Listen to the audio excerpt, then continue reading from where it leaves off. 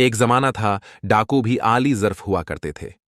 एक morning show में बेगम बल्कीस ईधी से सवाल किया गया कि अपनी जिंदगी का कोई दिलचस्प वाकया सुनाएं।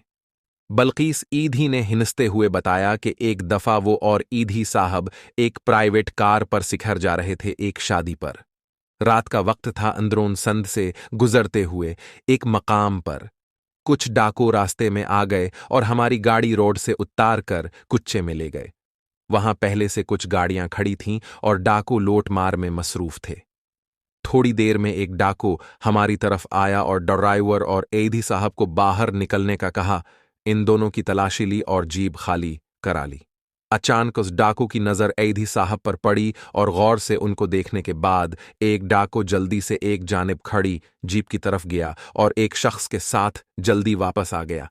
इस शख्स ने टारिच की रोशनी ईधी साहब के चेहरे पर डाली और पूछा, आप अब्दुल स्तार ईधी हैं? जवाब हां पर मिला तो वो डाकू का सरदार एकदम परेशान हो गया। फौरी हुक्म हुआ कि तमाम गाड़ियां जिनसे लूट मार की गई है उनको माल वापस किया जाए और बाकायदा तौर पर वो शख्स ईधी साहब के हाथ चूम कर माफी मांगने लगा।